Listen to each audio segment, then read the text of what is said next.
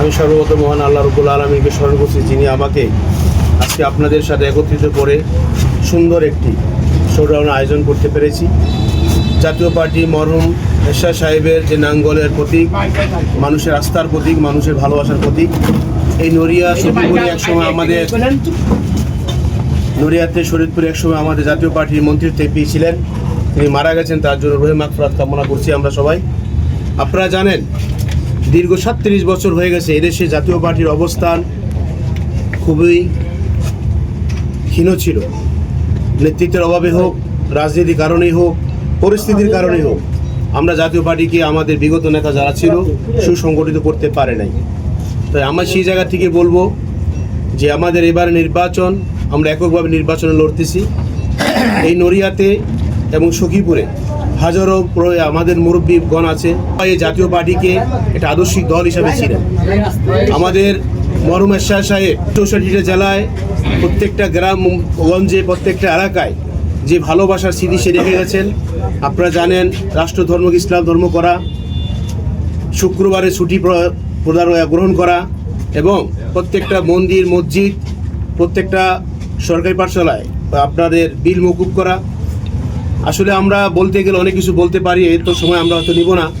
এদেশে যদি মানুষ জনগণ এবার জাতীয় পার্টিকে নির্বাচিত করে নড়িয়ার সন্তান হিসাবে, সখীপুরের সন্তান হিসাবে বলবো আমাদের যে প্রধান লক্ষ্য হচ্ছে নড়িয়ার ব্রিজটাকে প্রথম ধরার কারণ হচ্ছে এটাই, দীর্ঘ 8 বছর হয়ে গেল এই ব্রিজের যেই অবহেলা, এই ব্রিজের কারণে আমাদের হাজারো মা বোন, হাজারো মেহনতি মানুষ, খেটে খাওয়া মানুষ, কৃষক থেকে শুরু করে প্রত্যেকটা মানুষের যে যন্ত্রণা, যে অবহেলা, যে কষ্ট, যেটা আমরা চোখে দেখেছি, আপনারা সাংবাদিক ভাইয়েরা দেখেছেন বিগত কয়েক বছর ধরে অনেক দুর্ঘটনা ঘটেছে। এখানে হাজারো মানুষ মরে গেছে, রীতিমতো মরতেছে, রীতিমতো মৃত্যুর ঝুঁকি নিয়েও মানুষ এপার ওপার থেকে পার হচ্ছে। আপনি বলেন বেকারত্ব যেই আমরা কী পরিকল্পনা করতেছি। দেখেন এদেশে যদি শিল্প কারখানা করতে হয় সর্বপ্রথম একটা সুষ্ঠুতার রাজনীতির প্রয়োজন আছে। একটা ভালো একটা সরকার গঠন হতে হবে যদি এদেশে শিল্প উন্নয়নের জন্য আপনি কাজ করেন। আপনি রাস্তাঘাটের অবস্থা দেখেন, এদেশে যে রাস্তাঘাটের অবস্থা, এই দেশের রাস্তাঘাটের কারণে আমাদের বিগত দিনের প্রধানমন্ত্রী শেখ হাসিনা যে তিনি ছিলেন আমাদের পদ্মা সেতু ব্রিজটা করে গেছেন, যেটা আমাদের জন্য স্মরণীয় হয়ে থাকবে। আমরা এই ব্রিজের কারণে আমরা নড়িয়া এবারের মানুষের মূল্যায়ন আগের থেকে দ্বিগুণ বেড়েছে। আমাদের যোগাযোগ ব্যবস্থা থাকার কারণে আমাদের এদিকে মানুষের চাহিদা বেড়েছে, শিল্প কারখানা উন্নত অন্য জায়গায় হচ্ছে, কাজের অবকাঠামো উন্নত হচ্ছে। আমরা ওই দিক থেকে বলবো যদি রাস্তাঘাট আমাদের এই মানুষ জনগণ যদি আমাকে সুযোগ দেয়, রাস্তাঘাটের অবকাঠামোকে চেঞ্জ করব, আরও সুন্দর করব, এই নড়িয়া সখীপুরকে একটি গঠনশীল উন্নতশীল দেশ আমাদের শহর গড়ে তুলব। আপনারা জানেন যে বেকারের দূর করবেন কীভাবে। এদেশে যদি আপনি বেকার দূর করতে হয় সর্বপ্রথম হলো মাদক থেকে দূর রাখতে হবে যুবককে। এদেশের যুবক কেন মাদকে আসক্ত হয়েছে? কারণ বেকার থাকার কারণে, কাজ নেই, বেকার থেকে মানুষ নষ্ট হয়ে যায়। এদেশে যদি আপনার প্রত্যেকটা এলাকায়, প্রত্যেকটা অঞ্চলে, প্রত্যেকটা মহল্লায় যদি সরকারের উদ্যোগে ন্যূনতম এটুকু যদি করে, প্রত্যেকটা ইউনিয়ন পর্যায়ে আমরা যদি কারিগরি শিক্ষা ব্যবস্থা গড়ে তুলতে পারি, হাতের কাজের উপরে জোর দিতে পারি একজন যুবককে, তিনি তার ভবিষ্যৎ গড়ে তুলতে পারবে।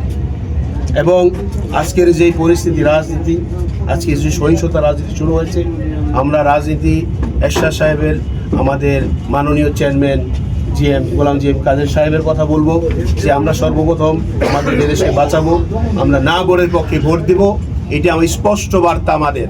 আমরা নার পক্ষে আছি, আমরা স্বাধীনতার পক্ষে আছি, আমরা স্বাধীনতার পক্ষে ছিলাম, আমরা থাকবো ইনশাআল্লাহ। 71-এর সংবিধানকে আমরা ভালোবাসি, যে দেশ স্বাধীন করেছে আমাদের মা বোন বীরাঙ্গনার 30 লক্ষ শহীদের বিনিময়ে, সেই দেশকে আমরা কোনো মতেই আমরা কারো হাতে তুলে দিতে পারি না ইনশাআল্লাহ।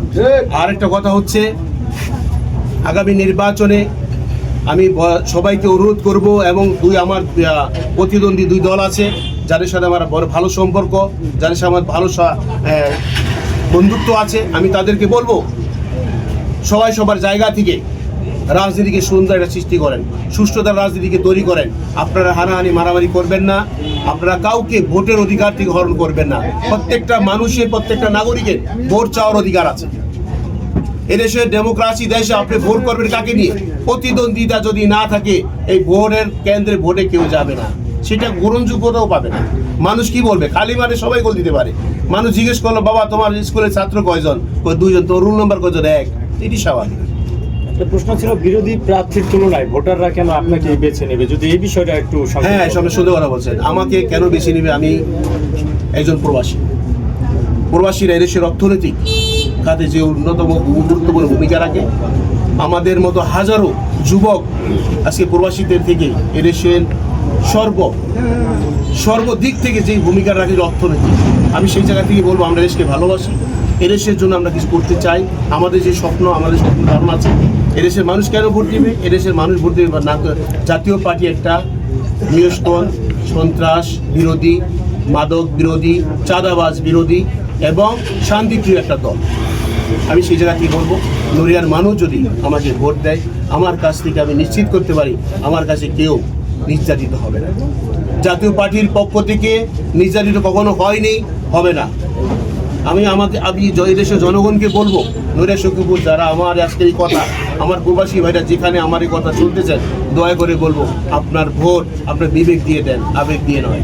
আপনি একটু চিন্তা করেন আপনার ভোটটা কাকে দিলে আপনার আগামী দিন এদেশের মানুষ শান্তিতে ঘুমাতে পারবে, সুন্দরভাবে বসবাস করতে পারবে, আগামী দিন সন্ত্রাস মুক্ত থাকবে।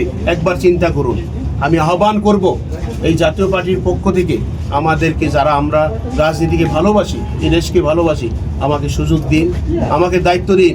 আমি ছোট্ট মানুষ, আপনারা যদি আন্তরিকতার সাথে আমাকে সুযোগ দেন বা সহযোগিতা করেন, ইনশাআল্লাহ নড়িয়াল এবং সখীপুরের মানুষের চিত্র, মেহনতি মানুষের, কৃষক ভাইদের, শ্রমিক ভাইদের এবং বাস্তবায়ন, তাদের অগ্রাধিকার বাস্তবায়ন করবেন ইনশাআল্লাহ। ভোটাররা রাজনীতিবিদদের উপর আস্থা হারাচ্ছে, এই আস্থা ফিরিয়ে আনতে আপনি ব্যক্তিগতভাবে কি করবেন? যেদিন আপনার সাংবাদিক ভাইরা অনেক কিছু দেখেছেন, সবাই মিথ্যা আশ্বাস দিয়ে মানুষকে ধোঁকা দিয়েছে, মানুষের মিথ্যা আশ্বাস দিয়ে তার সাথে ধোঁকা দিয়েছে, মানুষের জীবনকে অতিষ্ঠ করে তুলেছে।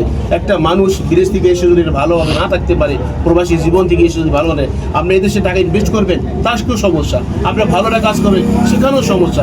এই সমস্যা আজকে আমি একটা সত্যের উদাহরণ দিচ্ছি আপনাদেরকে। নড়িয়া এবং মুরবুতগঞ্জের হাসপাতালের অবস্থাটা আপনি একবার যদি চিন্তা করেন, নড়িয়ার হাসপাতালটা কেন বন্ধ? কার কোথায় বন্ধ? কেন বন্ধ? কেন? এই জনগণের টাকায় তৈরি হওয়া একটা হাসপাতাল। আজকে আমাদের মানুষ, সাধারণ মানুষ, খেটে খাওয়া মানুষগুলো সেবা করার জন্যই হাসপাতাল তৈরি করা হয়েছে।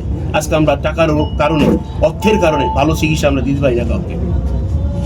সেই জায়গা থেকে বলবো, আমাদের যারা আমরা নেতৃত্বতে আসবে, আগামী দিনে যারা নেতা হবেন, আমি অনুরোধ করব এদেশে অশান্তি আর করে তুলবেন না, মানুষের সাথে ধোঁকা দিবেন না, মানুষের অধিকারকে নষ্ট করবেন না। একজন নেতা, তার নেতৃত্ব থেকে আমি বলবো, যদি আল্লাহ তাআলা তাকে কবুল করে, আমি বলবো আপনার কাছে যেন না যায়, আপনি তার ঘরে ঘরে নেতৃত্ব, কর্মীদের ঘরে ঘরে যে খবর নেবেন যে সে কি করতেছে, তার জীবন কিভাবে চলছে, আমি তার ভোটে পাস করছি, আমার দায়িত্ব। তাহলেই দেখবেন মানুষের মাঝে আস্থা ফিরে আসবে, মানুষের প্রতি ভালোবাসা আসবে। না, দেশের নেতাদেরকে ভালোবাসবে। প্রত্যেকটা নাগরিকের তার একটা চয়েস থাকে, প্রত্যেকটা নাগরিকের তার ব্যক্তিগত স্বাধীনতা থাকে, সে কোন দলকে ভালোবাসবে, কোন দলকে ভালোবাসবে না, সেটা কোনো ম্যাটার না। আপনি কোন দল করেন, আমি কোন দল করি, বড় ম্যাটার না। যদি সম্মান দিতে জানেন, তাহলে সম্মান পাবেন। আজকে যাদের মাধ্যমে, যার কারণে আমরা আজকে প্রবাসীতে এই যুক্তেছি, প্রবাসীতে গিয়েছি, এদেশের অবদানকে আমরা যেভাবে ভূমিকা রাখতেছি, সেই জন্য প্রত্যেকটা মরহুম প্রেসিডেন্ট যারা ছিলেন, সবাইকে আমি বিনত শ্রদ্ধা জানাচ্ছি। আমি বলবো প্রতিহিংসা রাজনীতি না করে আমরা একই মঞ্চে, আমরা তিনও নেতা মানুষকে আহ্বান করি, আমরা বলবো আপনারা মিলেমিশে কাকে ভোট দিবেন আপনারা দেন। আমরা চাই এরকম একটা পরিবেশ, যে পরিবেশে হিরো সাহেব থাকবে, যে পরিবেশে জসিম থাকবে, যে পরিবেশে বোকাউল সাহেব থাকবে। এইটা হচ্ছে রাজনীতি। আপনি অপরকে নিন্দা করবেন, একে অপরকে গোসা করবে, আপনি প্রতিহিংসা রাজনীতি করবেন, একজন আরেকজনকে বাজে কথা বলবেন, আমাদের ওখানে। আমি রাজনীতি করি না ভাই, এর জন্য বিশ্বাসী না। আমি চাই এদেশের মানুষ মিলেমিশে, যে আসবে আল্লাহ তাআলা যাকে কবুল করে, এদেশের সাধারণ মানুষের যেন ভালোভাবে কে বাঁচতে পারে। আমরা সেই প্রত্যাশাই আমি জাতির কাছে বলবো যে আপনার আগামী দিনে আপনার বিবেক দিয়ে ভোট দেন, কাকে দিবেন একটু চিন্তা করেন। জাতীয় পার্টির পক্ষ থেকে আমি আমার জাতীয় পার্টির নেতাকর্মী যারা আজকে ক্লান্ত পরিশ্রম করে আজকে আমার সাথে এসেছেন দূর দূরান্ত থেকে, তাদের সবাইকে আমার আন্তরিক ভালোবাসা এবং শুভেচ্ছা। আমি ধন্যবাদ জানাই আমার অন্তরস্থ থেকে। এমনই করে আমরা আগামী দিনের জন্য এই জাতীয় পার্টির প্রত্যেকটা কর্মসূচিকে ভালো ভালো সমাবেশ করে মানুষের হৃদয়ের মাঝে যেন আমরা আস্থা রাখতে পারি, যেন জাতীয় পার্টি একটা ভালো দল, সুস্থ ধারা দল, জাতীয় পার্টি মানুষের উপকারের জন্য আসছে, জাতীয় পার্টি জনগণের কল্যাণের জন্য কাজ করে। এই জিনিসটা যদি আমরা সবার মাঝে পৌঁছে দিতে পারি, ইনশাআল্লাহ এই নড়িয়াতে আবার জাতীয় পার্টি বিজয় হবে।